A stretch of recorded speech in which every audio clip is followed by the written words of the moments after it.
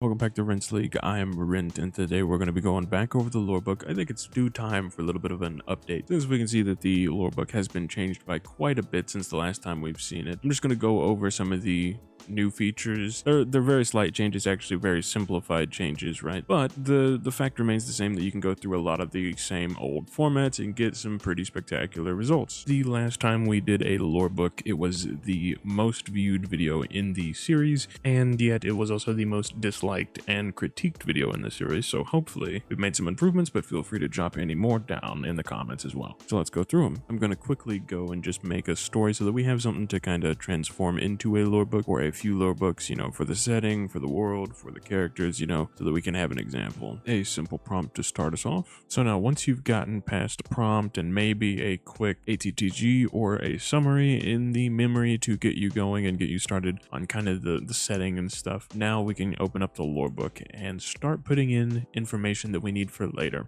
right? Memory is your short-term, you know, just quick, right off the bat, it's things that you wanted to remember or things that you want to know about the story. These are going to be very relevant informations, right? The lore book, on the other hand, is for long-term, saving for later, things that are going to reappear but not always be present, right? So this would be a perfect spot for your characters, your locations, some of your spells maybe that you wanted to remember but not always just have it taking up space in there. So now usually I would play out a scenario like this from the other side, the side from the aliens that are invading. But since the AI has chosen a suitable character from a kind of rebellion on the inside, let's take a little piece of them, and it even gave us a main character name. Let's do Varric, and let's make a little character log for him. And before we get into like an actual ATTG version, I'll just share you one tip right here. If you do this formatting with Varric, it should be able to pick up on the format since it is mentioned in the context. Use this, see if you get what you like, and then edit it. It will try and give, you know, some attributes and a description. I'm just going to stop that there before that continues on. This is maybe like two steps forward, so we don't have much information already. But now let's say that we have something like this, which seems pretty all right. We can just grab this all up, snap it up, bada bing, bada boom. Replace this, we're going to make a Varric one. And if you already do this step that I'm going to show you right here, which is make a new category, drag it in there, you can set a lorebook entry header, which is a new feature, by the way. This is where we would have typically put separators. So those four little dashes that indicate information, which is specifically what we're going to be using as like an indexer for the lorebook. So every new entry into that category right there is going to have a separator of those four dashes between it so that they don't leak into each other, right? Very important, but now very streamlined and easy to do. So if you have it already in a category, you can just remove that. Bada bing, bada boom. And there you go. This would be a fine entry. Of course, you want to set up a key that it can activate anytime that you place it in a text, right? That will also change the name of it. So bada bing, bada boom. This is officially like a fully kitted lorebook entry for Varric. Anytime Varric's name is mentioned, this will pop up into the prompt, bringing back all this relevant information so that you can get a little bit of consistency. Now with a GLM 4.6, the context is so long that it might take a while for it to forget a character like this, but it will eventually. So be mindful of that and occasionally update your characters, get new characters in there, right? Whichever ones you think you're going to want to keep and see later. Now then, to be clear, that is not the only way to put up your information, right? Let us go over the attribute style a little bit, because there is far more customization that you can add on to it, right? So typically this begins with a name. Underneath that, you're going to want to put the categories that you want to be attributed to the character, right? And these can be pretty flexible now, but there are quite a few that were very popular and well known to be able to activate very well. Okay, just for a little bit of help or a little bit of context of what I mean by the many different approaches you can have to it and the many different options you can have. This is just like a catalog of different attribute styles that work very well. So I will link this down below. I'll give the old one and the new one because we recently went over this one, which is their updated version, which they mention at the top of the old one right there. But it should also give further explanation in a much more detailed manner, but I don't think it has this list of things, which is why I keep this old one just in case. We'll be going over some of these in here, but you know, very important ones are probably type, species, status, gender, age, appearance, right? Sometimes less is better though. One of the most basic and very powerful ways to use it is to literally just put an attributes category directly under it. So attribute is a pretty broad category that can catch many different things, right? So you can put your race in here, your look a little bit, right? Whatever the main points of this character are, like some of the main touches, right? And underneath it, we put like a little bit of a prose description, and it should be very strong, right? That is just one of the easier ways to do this. Now, if you want to categorize everything and be like attribute should probably be at the bottom. You can start with like appearance, type, character, right? Gender, male, weapon, things like that. You can categorize them out, but this is just a very simple way. Then just like before with this description right here, this would be kind of what the prose would be at the bottom, right? If we just move this down here. Varric, a Helen Mel with a dark obsidian colored chitinous exoskeleton, moves with practice ease through the jungle foliages of his homeworld, Herc. He is part of a small resistance cell, quietly opposing the Kepler occupation. Varric is capable of communication through tapping patterns on surfaces, a skill used for secret signals, right? Now, that is literally all that we've gone over in this story, so there's not much else to go on, but that's actually not much of an important detail to me, so I would probably trim that off. You just kind of want to keep the broad strokes here, right? This right here will tell him that it's a Helkin, a bug type, a rebel. Maybe you just want to put like a male there, right? Now, if this is one of your main characters, then you can, instead of, putting in a key and having it pop in every now and then, you can turn it always on. And then bada bing, bada boom. Now, this is always in the context.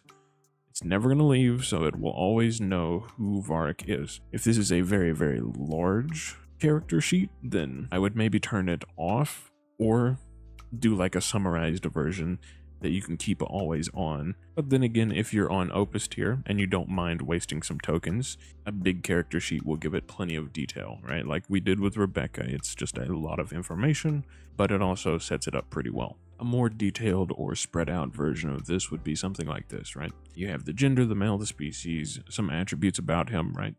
And then a little bit of prose at the bottom. Now, sometimes people do not like it. They'll just go full attribute style, which is just the stuff at the top, or they'll do just full prose, which is what we're going to do in 1 second, but it doesn't hurt to have both. There you go. Something like this would be a, fair enough prose description, right? Just a simple summary in words about the character.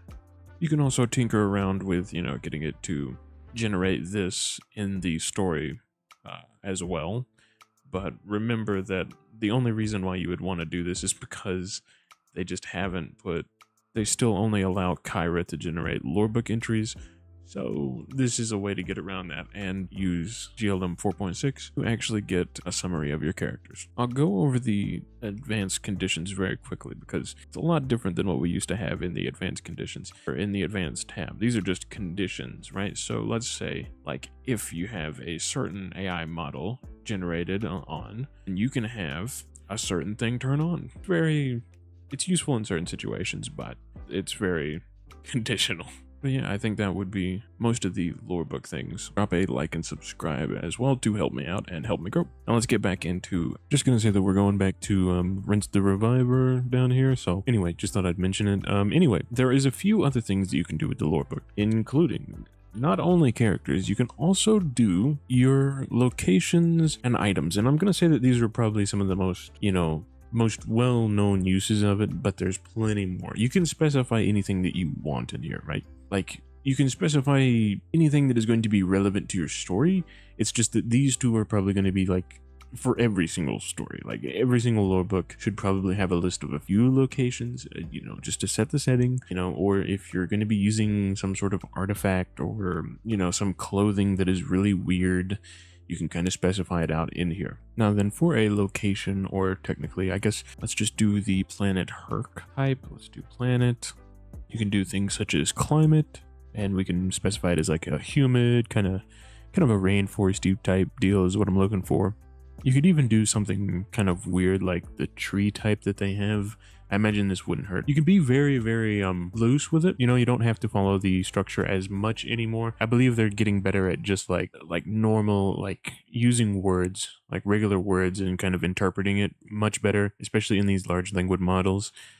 They just have a better interpretation than some of the older like 20B and 70B models, you know.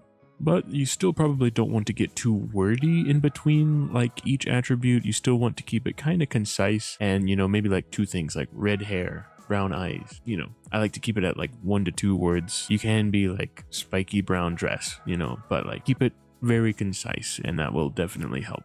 I should mention that to be effective, you kind of want your description down here to kind of encompass the things that you left out or are kind of hard to specify in 1 to 2 words, right? Like, so if we didn't want to say, you know, something like inhabitants and then specify the Helkin are one of the only inhabitants here, then you can say it like this, you know, just say it out in words. Basically an easier way to put it. If you can't do it in like 1 to 2 things, then just put it down there. Bada bing, bada boom. Make it short, concise, but very descriptive. And that's why these two work together. They're kind of they're different in their approach, but they work together really well. But that would be like a nice little location, right? And then you would put herc, bada bing, bada boom. Now then, like I said, you can specify a lot of different things in here. So items and tools, locations. I would also say like magical spells would also be very great if you don't have like it already written down or kind of explained a little bit. Really helps, right? Anything that the AI is lacking in knowledge on, specify it here and it will slowly pick up on it, right? Now then, the Mound Buster being a great sword, it's also going to be an artifact. It also might be my name in high school, but let's see. What can we do with this? You can probably add effect like tags to kind of tell it what it has. Also, I've seen like curses. We've done this before. We've seen curses. Don't forget, they do have a little extra here, but it's not too great on the items and stuff.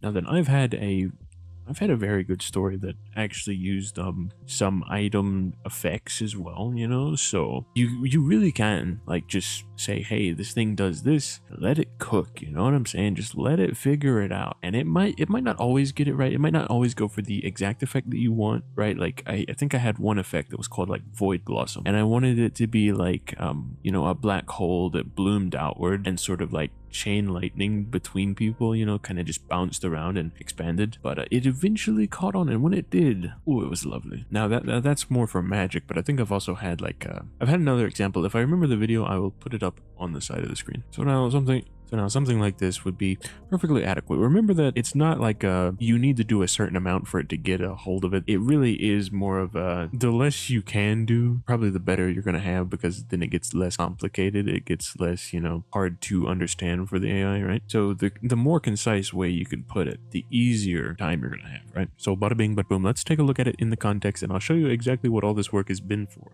Now then, just if any of you guys are new, if you go to advanced on the side here, give it a refresh and check the current context, this is where you can find everything that is being sent to the AI. You'll notice this bar is quite huge, especially if you're on Opus like I am, but this is the full amount of your context. Over here is what I'm talking about, by the way. But there is also a bar at the top, I believe, which will show you exactly what little sequences are being activated, right?